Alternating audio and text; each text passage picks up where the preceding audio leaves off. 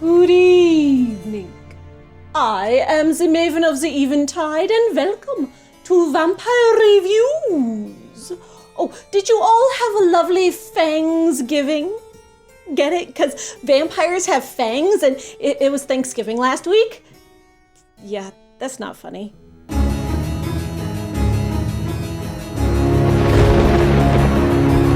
You know what's funny? Vampires! They're hilarious! Really, with all the blood drinking and deception and gruesome murdering. Yeah, but no, really. When you have a fictional archetype as ubiquitous as the vampire, it's going to be done a million different ways, and some of those ways are going to be hilarious. And sometimes even intentionally so.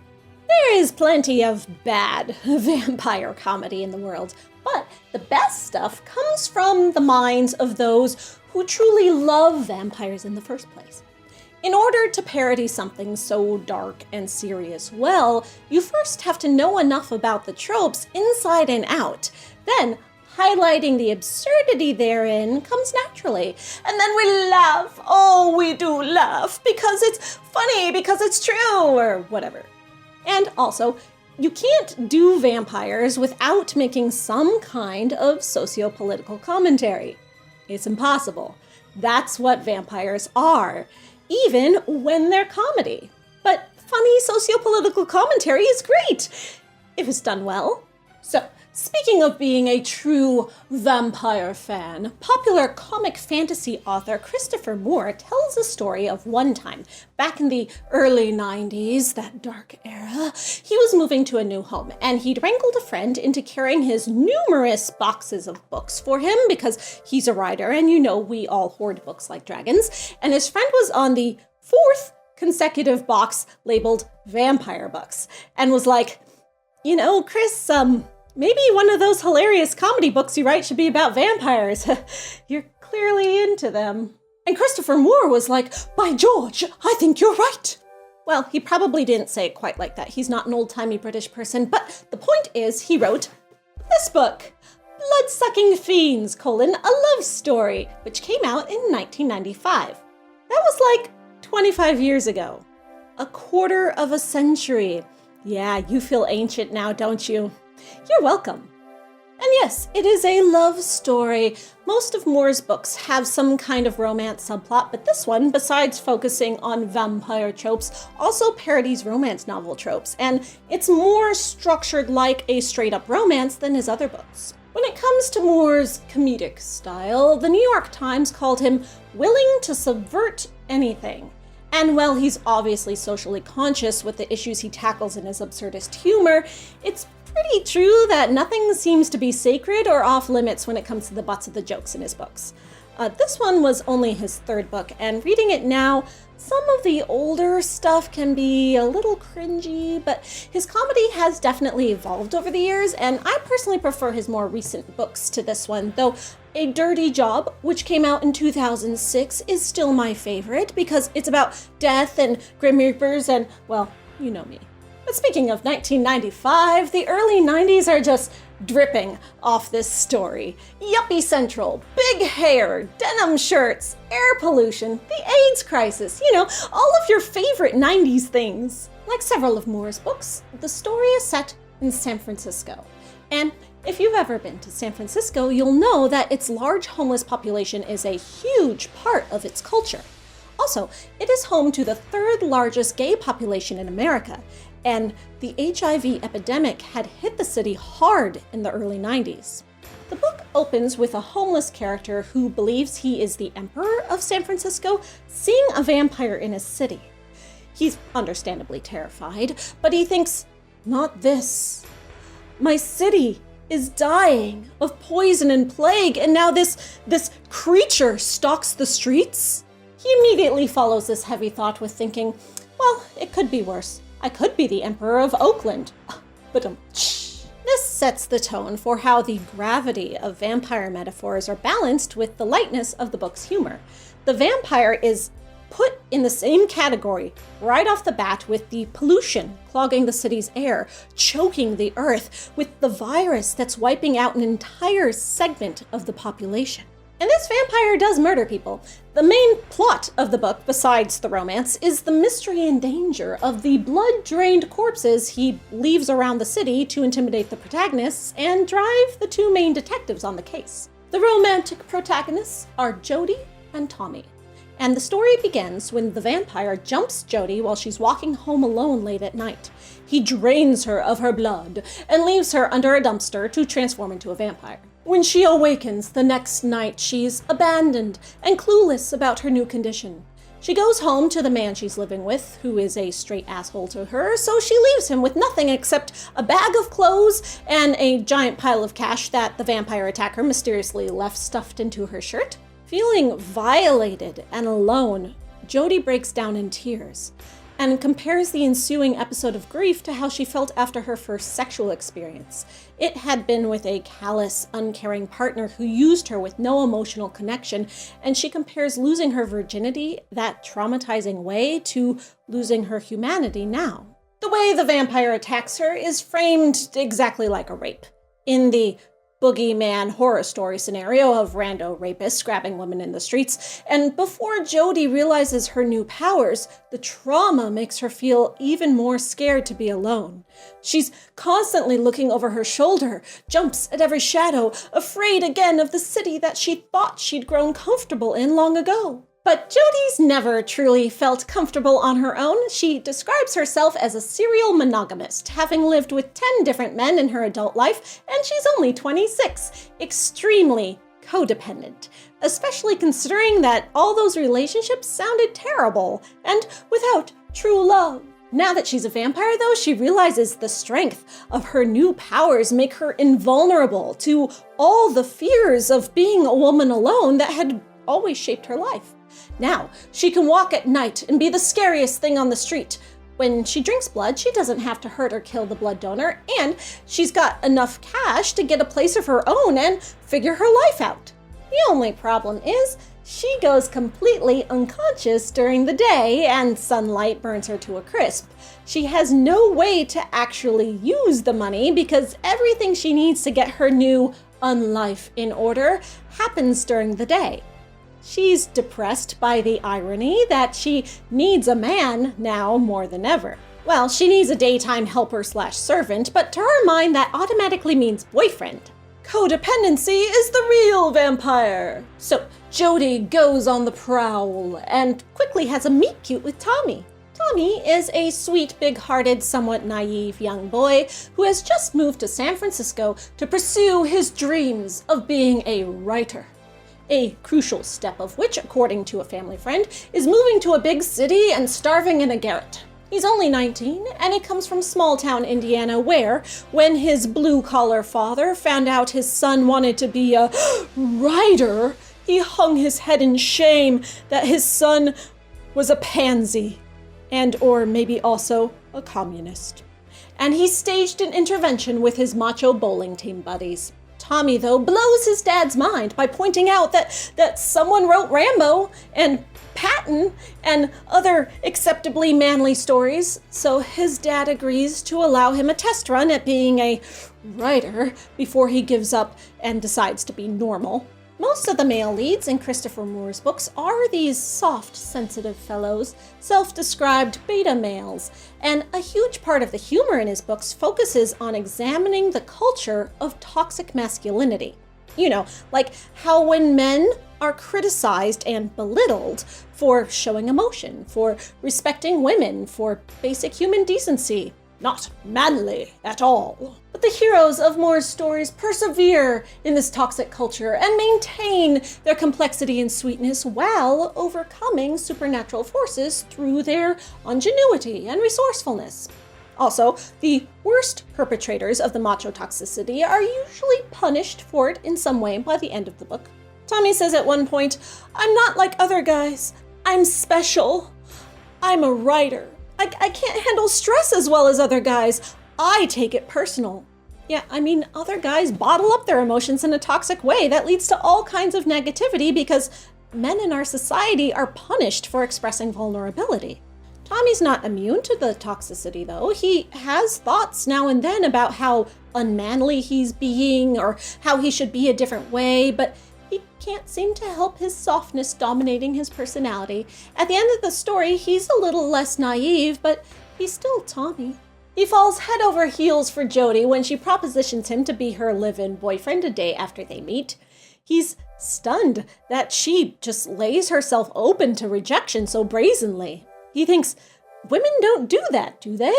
No, Tommy, no, they usually don't. Not in the straight dating world, because women making ourselves vulnerable to men can be quite terrifying. But becoming a vampire emboldens Jody. She finds herself saying and doing things she never would have done before, both because she knows she's strong and powerful now and could squash any man like a bug, but also, sometimes, without even thinking about it. Her very vampire nature makes her feel more aggressive. Most of the time it excites her, makes her feel empowered. She thinks, I'd have become a tramp long ago if I knew what a great sense of control it gives you, because all aggressive women must be tramps. Society. Being a vampire is freeing for Jody. Much like how moving to San Francisco is freeing for Tommy, now that he's no longer under as much pressure to conform to a toxic idea of manliness as he was in small-town Indiana. At a restaurant, he uses the word demitasse, which back home he thinks would have been tantamount to coming out as gay. Tommy is excited to be able to use words like that now with the freedom of a progressive city. Sensitive straight men are allowed in San Francisco. Tommy is finally able to be comfortable being himself. And we witness this very mortal man journey for him alongside Jody's vampire journey as she embraces the kind of woman she wants to be. Compounding Jody's issues with her feminine insecurity is her mother's extreme snobbish judgmentalness. Her mother has very firm ideas of how a woman should be that Jody can never live up to, and she wields her own form of control and power in the way she constantly squashes Jody down to maintain her superiority. When Jody finally finds again the vampire who turned her, and he refers to humans as disposable, she thinks, I should set him up with my mother. Then the two of them can look down on humanity together. In a way, her mother is more like a vampire than Jody is, with the power she exerts with her insults and manipulation. As a vampire, Jody flexes muscle and stands up for herself more. She doesn't stay a pushover. She's able to let loose after a life of being afraid to cross lines because now nothing can hurt her. But sometimes she shocks herself with the way she responds to people, and one must consider where the line is between empowerment and being an asshole. Also, her boldness is not without social consequences. When she exerts her confidence one night by wanting to buy a sexy dress, the sales lady is snobbish to her. Jody doesn't take it and is catty back to her and has fun messing with her head. But then the sales lady conspires with the makeup counter guy to get Jody to look bad, and when Jody sees them high-five behind her back, she feels defeated and punished for her confidence when all she meant to do was stand up for herself against a woman who was trying to squash her down. Even as an all-powerful vampire, women aren't allowed to be not nice without being socially punished. This is a low point for Jody that leads her to need to seek outside validation for her worth like she did back when she was human. When she gets into an altercation with a homeless panhandler who then propositions her and she rejects him, he calls her a lesbian. Because if a woman rejects a man, then she couldn't possibly be straight. She's so enraged that she screams at him loud enough to shatter shop windows, and that makes her feel powerful and satisfied again. For a moment. But then she sees her ex, and he begs her to help him get into a club. She refuses and is hostile to him, and he calls her a lesbian as well. As if to say that she has less value as a woman because she said no. As if to say that the only value a woman has is being sexually available to a man. Her response to all this is to think she should work on controlling her hostility. Is she the asshole here? At one point, Jody snaps at Tommy, scaring him, and she feels horrible. This was happening too often, she thinks. This loss of control. This change to her personality and temper is an ironic contrast to the control and power she enjoyed gaining with her new superpowers. None of it seemed to be by choice, she thinks. It was as if vampirism carried with it a crampless case of rattlesnake PMS. PMS is the time when people who get periods have the most testosterone in their hormonal balance, which can cause them to have emotional responses more like the ones most men have regularly. Excess testosterone can cause aggressiveness, hostility, and a whole lot of other traits that tie directly into toxic masculinity. Seeing Jody struggle with this adds an interesting layer when contrasted with Tommy's approach to masculinity and self-discovery. Overall, though, Jody remains a kind person when it counts. It just takes her a while to learn to balance that with her new physical empowerment. She has so many years of vulnerability to make up for. Being a vampire for her, though, is a lonely existence. Tommy moves in with her and they fall in love, but they are not equals. He cannot see the world the way she does with her magical vampire eyes, and she gets depressed when she realizes she'll never have anyone to share that beauty with. The other vampire exists, but he treats Jody like an experiment, a game, leaving bodies around the city to get her and Tommy in trouble with the police. She meets a med student who offers her a cure and a chance to be turned human again, but she's not sure she wants that. She thinks she wants someone to share being a vampire with. But also, she wanted Tommy. She wanted love. She wanted excitement and she wanted security. She wanted to be part of the crowd, but she wanted to be an individual. She wanted to be human, but she wanted the strength and senses of a vampire. She wanted it all. She's just like any modern woman, trying to have it all. And in the end, she kind of figures out how to do that. Because she can. A woman doesn't have to choose between excitement and security if she truly embraces her inner vampire, or inner tramp, or whatever you want to call it. Society will always try to punish her for that, but Jody learns to base her personal value in her own ideals, not in society's. Just like Tommy does by rejecting macho stereotypes. However, at the end of the story, the homeless character, the Emperor of San Francisco, has just been a crucial part of the group effort to stop the murdering vampire, but the last scene we have with him features a tourist insulting him on the street. "Look at you," he says. "Look at your clothes. You stink. You need a bath. You're nothing but a bum." And the Emperor hangs his head in shame, and that's it. That's how his story ends. The insults get to him, even though he's got delusions of grandeur, and he's accomplished actual, real, grandiose, important feats. He is still cut down by that denigration, by the society that has certain perceptions of what makes a person valuable. And this toxic culture isn't going to stop. Only through personal perseverance can anyone break through it, and sometimes we're just too downtrodden to have the emotional or literal energy to do that. And Jody and Tommy's relationship is far from perfect. Even by the end, Tommy lies to her about accidentally getting their pet turtles killed, telling her he set them free to spare her feelings and hide his mistake. And likewise, Jody lies to him about killing his friend Simon, who was one of those extremely toxic characters who pays for it I mentioned earlier. That he was also really racist. We find out Simon's dying of AIDS, and he threatens to rape and tries to shoot Jody to try to get her to make him a vampire.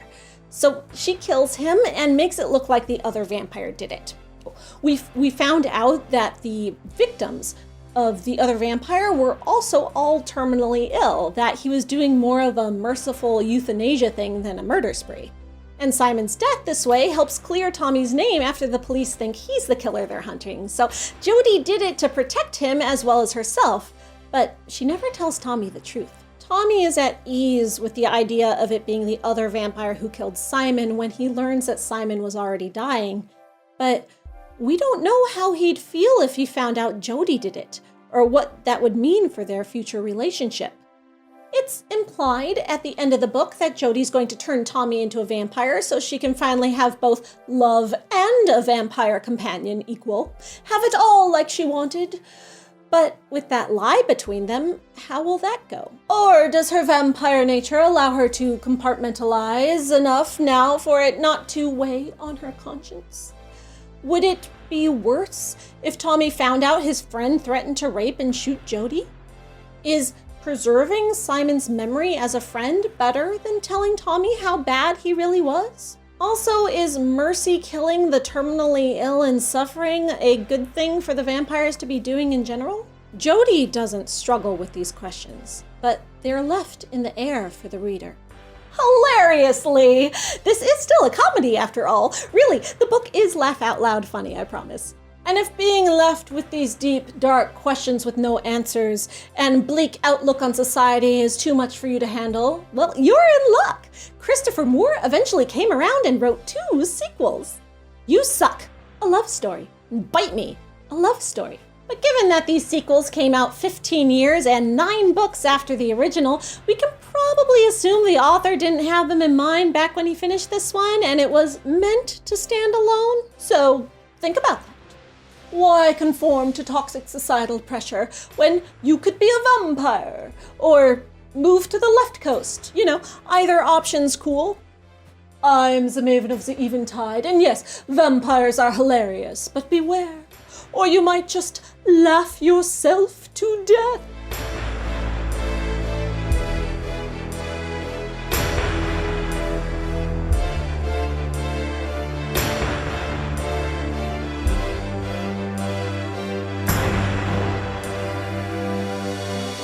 Can you believe this year is almost over? I can't believe we just had Thanksgiving.